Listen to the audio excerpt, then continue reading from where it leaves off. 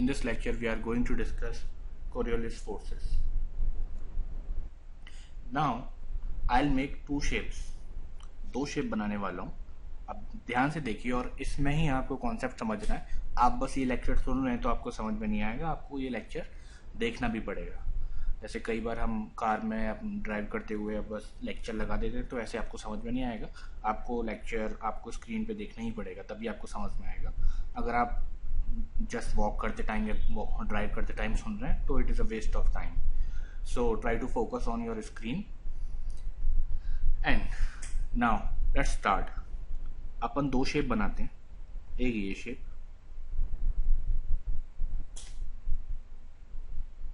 अभी अपन ने क्या किया, यहाँ पे एक पॉइंट को बेल्डिंग कर दी और एक सेम यहाँ पे बेल्ड कर दिया. एक एक्सटर्नल ऑब्जेक्ट वेल्डिंग, जो आपको जानते ही होंगे आप क्या होता है वेल्डिंग, या एक पॉइंट मार्क कर दिया बस. इस पॉइंट को मान लेते हैं अपन ए, इसको मान लेते हैं B.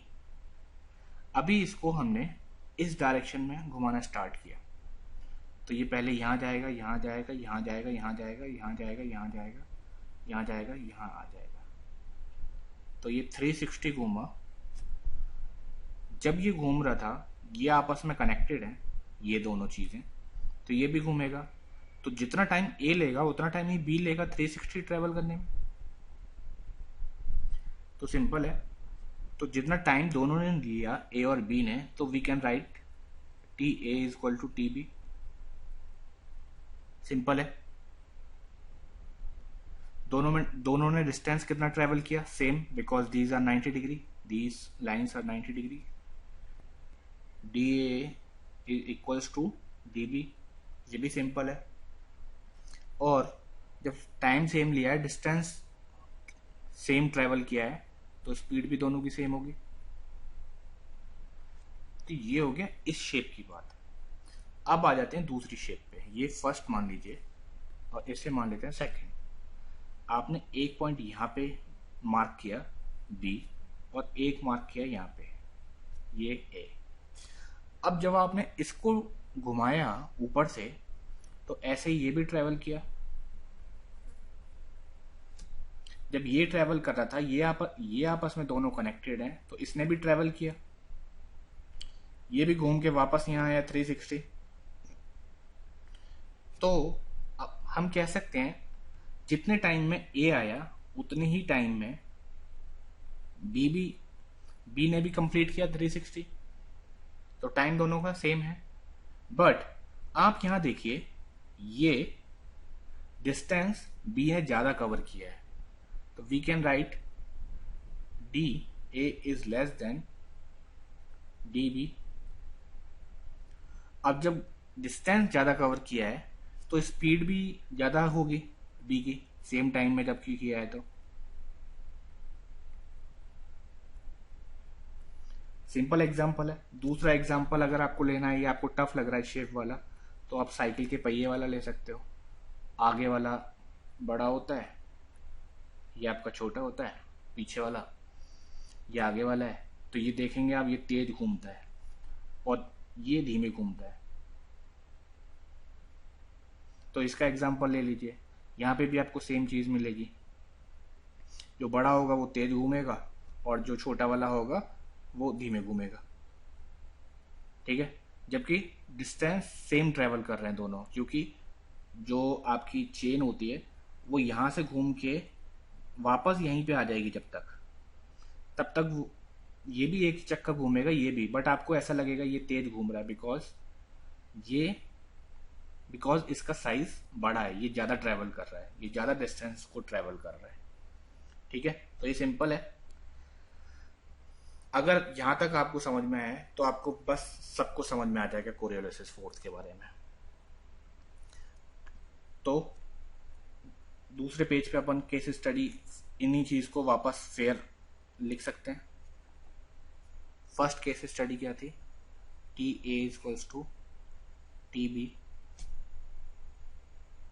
D A equals to D B S B. ये हो गया फर्स्ट. ये हो गया आपका सेकंड. टाइम सेम है दोनों का, डिस्टेंस ज़्यादा कवर किया है बी ने, और स्पीड बी का ज़्यादा था। तो ये अभी समझ में आ गया आपको। तो जब ये आपको समझ में आ गया तो अपन एक अर्थ का शेप बनाते हैं।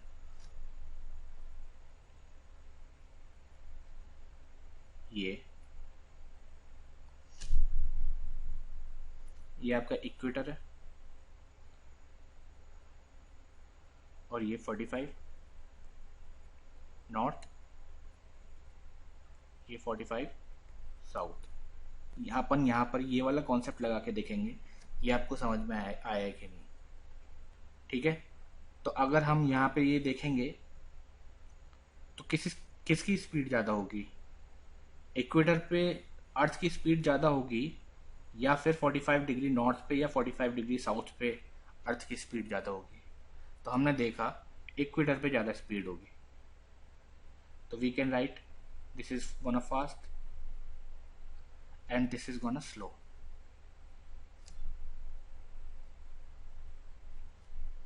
अब ये समझ में आया ना, यही शेप हमने यहाँ बनाई थी।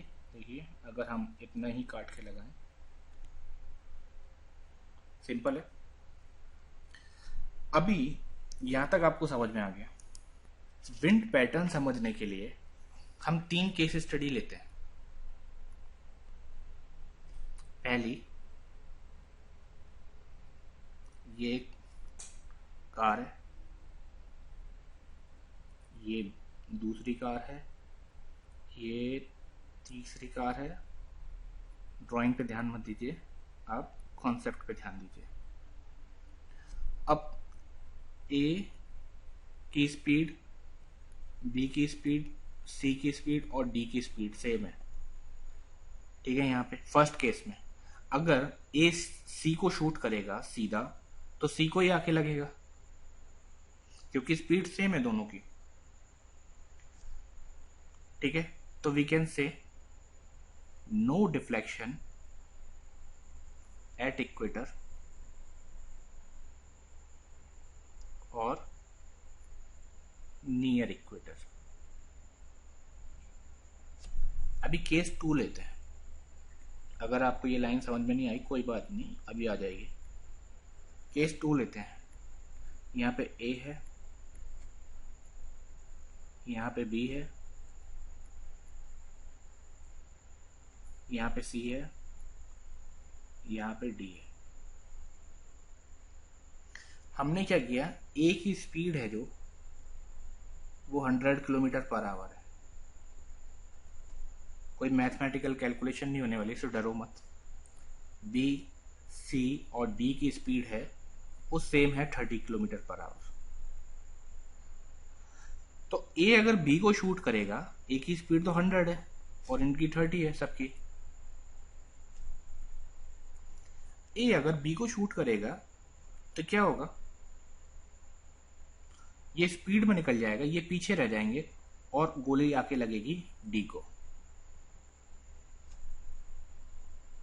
समझ में आया, सिंपल है। ये आगे निकल जाएगा, ये यहाँ शूट करेगा बिकॉज ये ज़्यादा स्पीड में और डी को गोली आके लगेगी। Okay, so we can say if you want to hit fast to slow then you will be ahead। ठीक है, तीसरा केस देखते हैं। ए है, बी है, सी है, डी है। आप कह रहे हो ये कैसी ड्राइंग बना रहे हैं, ये बहुत महंगी कार है, आपने देखे नहीं होंगे ऐसी। Let it be. तो यहाँ पे ए की स्पीड है 30 और इनकी स्पीड है 100। तो मतलब ये स्लो है और ये सब फास्ट है। अभी ए को फिर से शूट करना है सी को, तो ए शूट करेगा सी को तो सी तो आगे निकल जाएगा बट गोली आके लगेगी किसे, बी को। तो what we can say, if you will hit slow to fast, you will be behind, or you can say you can lag.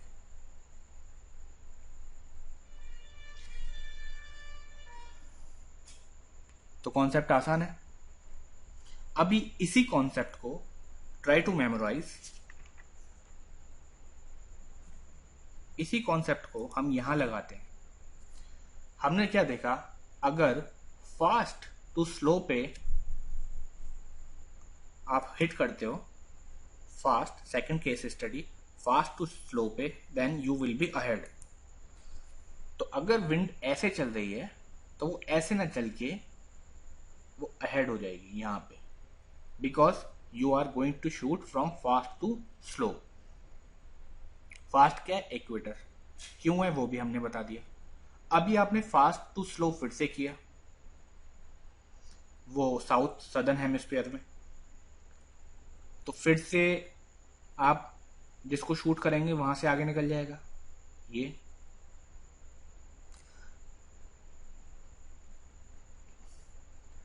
अभी आप स्लो से फास्ट को शूट करने की कोशिश कीजिए। आप यहां शूट करना चाहेंगे बट ये आगे निकल जाएगा, तो आप यहाँ पे कहीं आपका ये वाला शूट कर पाएंगे। फिर यहाँ पे भी स्लो से आप फास्ट करने का ट्राई कीजिए, फिर से इसका पैटर्न सेम आएगा।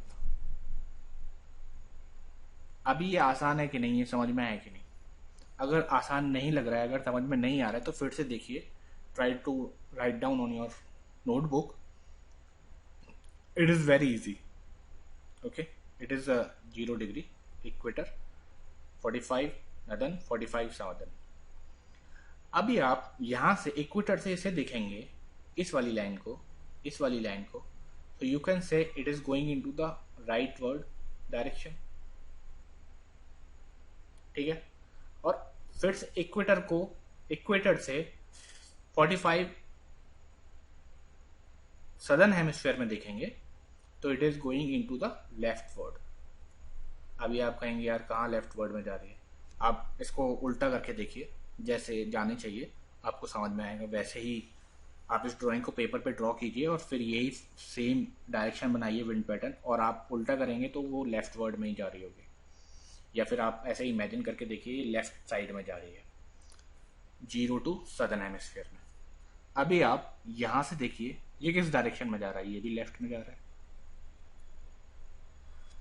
और इस विंड पैटर्न को देखिए, ये किस डायरेक्शन में जा रहा है, उल्टी कीजिए ड्राइंग को, ये फिर से राइट में जा रहा है। तो अभी आपको एक पैटर्न दिखा कि जो भी है नदर्न हेमिस्फीयर में वो राइट में जा रहा है विंड पैटर्न, और सदर्न हेमिस्फीयर वाला जा रहा है लेफ्ट में। ये क्यों जा रहा है? This is due to Coriolis forces. आप कहोगे खत्म हो गया, नहीं अभी खत्म नहीं हुआ। अभी एक क्लॉक बनाइए, ये 12, ये 3, ये 6, ये 9। घड़ी कैसे घूमती है? ऐसे। ये कौन सी डायरेक्शन है? क्लॉकवाइज। और आप इसी चीज को यहां पे देखेंगे, ये राइटवर्ड घूम रही है, तो we can say in the northern hemisphere wind pattern is clockwise। अब फिर से यही चीज ड्रॉ कीजिए सदर्न हेमिस्फीयर के लिए। आप देखेंगे, ड्रॉ कीजिए अपनी कॉपी पे, आप देखेंगे ये एंटी क्लॉक बनेगा।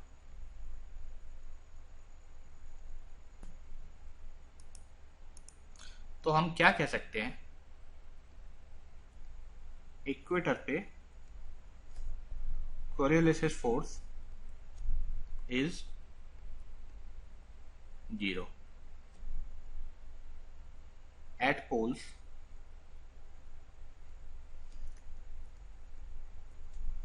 CF is maximum. और नदर्न हेमिस्फीयर में अभी हमने देखा राइट वर्ड, सदर्न हेमिस्फीयर में लेफ्ट वर्ड। अभी हमें एक चीज और समझनी पड़ेगी विंड पैटर्न को समझने के लिए। फिजिक्स में क्या होता है, प्रेशर और टेम्परेचर डायरेक्टली प्रोपोर्शनल होता है, but in geography it is indirectly proportional. अभी आप कहेंगे ऐसा क्यों होता है, क्या लॉजिक है, वो हम उस पर बात करेंगे जब हम विंड प्रेशर पॉइंट डिसाइड कर लेंगे कैसे होता है, तो ये आपको समझ में आ जाएगा। But for a while just मतलब कि अगर लो प्रेशर है तो हाई टेम्परेचर रहेगा, और हाई प्रेशर है लो टेम्परेचर रहेगा। तो समझ में आया? तो एक एक केस स्टडी भी हो जाती है इसी बात पे। केस 1 ले लेते हैं। तो फर्स्ट केस स्टडी देखते हैं। ये आपका लो प्रेशर पॉइंट है और ये बाहर आपका हाई प्रेशर पॉइंट है। ठीक है, तो विंड की डायरेक्शन क्या रहेगी, हाई टू लो। अभी हमने क्या देखा, अगर ये केस नदर्न हेमिस्फीयर का है तो विंड का जो पैटर्न रहेगा वो राइट वर्ड डायरेक्शन रहेगा। ये हाई प्रेशर जोन से लो प्रेशर में आ रही है, तो हम ये राइट डायरेक्शन में बना सकते हैं। ये राइट यहाँ से देखेंगे तो आपको समझ में आएगा ये आपका राइट है, फिर ऐसे घूमेंगे ये आपका राइट है, ये राइट है और ये राइट है। तो यहाँ पे ये केस स्टडी क्या बता रही है आपको कि ये एंटी क्लॉकवाइज हो गया, ये क्लॉकवाइज डायरेक्शन नहीं है ना। So this is anti clock direction, wind direction in the northern hemisphere when LP at center। ये ध्यान रखना है आपको। अब HP सेंटर पे होगा तो क्या करेंगे आप, यहाँ पे बना लीजिए HP सेंटर पे, यहाँ पे LP है बाहर, विंड पैटर्न फिर से क्या होगा, हाई टू लो। जब हाई टू लो होगा, अगर ऐसे जा रहा है तो इसका राइट क्या होगा, ऐसे का।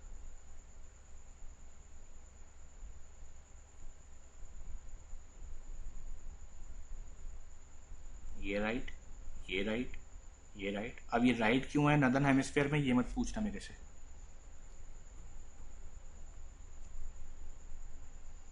LP okay. अब इस विंड डायरेक्शन को क्या कहेंगे, क्लॉकवाइज। क्लॉकवाइज कब है, जब HP आपके सेंटर में है। यहाँ LP सेंटर में था तो एंटी क्लॉक हो गई नदर्न हेमिस्फीयर में। अब HP सेंटर में है तो क्लॉकवाइज हो गई। ये हो गई नॉर्थ हेमिस्फीयर की केस स्टडी। इसका अपोजिट क्या होगा, वो सदर्न हेमिस्फीयर में होगा। तो हम ये लिख सकते हैं सदर्न हेमिस्फीयर में LP सेंटर में है, LP यहाँ क्या था नदर्न हेमिस्फीयर में एंटी क्लॉकवाइज, तो यहाँ पे क्या होगा, क्लॉकवाइज। आप करके देख लेना, ये सेम एक्सरसाइज यही आएगा। और सदर्न हेमिस्फीयर में फिर से HP अगर सेंटर में है, ये के का जो बैगन का भरता बनाया है मैंने उसके लिए सॉरी। तो यहां तक कोई दिक्कत है क्या, यही चीज हम अपनी क्लाइमेटोलॉजी में इंप्लीमेंट करने वाले हैं। यही चीज, यही कॉन्सेप्ट है। अगर आपको ये समझ में आ गया तो आपके क्लाइमेटोलॉजी आपके लिए चूरन है, इससे ज्यादा कुछ भी नहीं है। ओके, तो अगर विंड पैटर्न ये है तो इस पे फ्रिक्शन की वजह से एक फोर्स लगेगा जो कोरियोलिसिस फोर्स होगा। ये इसी वजह से ये सारे जो डायरेक्शन है वो राइट वर्ड या leftward in the southern और southern in the northern hemisphere, ये कोरियोलिसिस फोर्स की वजह से है। तो अगर प्रॉपर्टीज, अगर इस केस स्टडी की अगर अपन बात करें तो हमने क्या क्या देखा it is not a force, this is not a force, ये फोर्स नहीं है, ये एक इफेक्ट है। समझ में आया? Because force enables object to move one place to another place, जबकि कोरोलिसिस फोर्स क्या कर रहा है, अगर Coriolis force only if object is planning to move in a specific direction, जैसे HP टू LP आ रही थी, then Coriolis force act right in the northern hemisphere and left in the southern hemisphere. It is just a deflection. It is not a force. It is an effect. So this is the main cause of rotation of Earth. अभी आपको समझ में आ गया होगा सब. So this is effective on any object which is on motion like bird or plane. तो यही है, इसके अलावा कुछ भी नहीं है कोरोलिसिस फोर्स में. ये आपको समझ में आ गया तो सबको समझ में आ गया.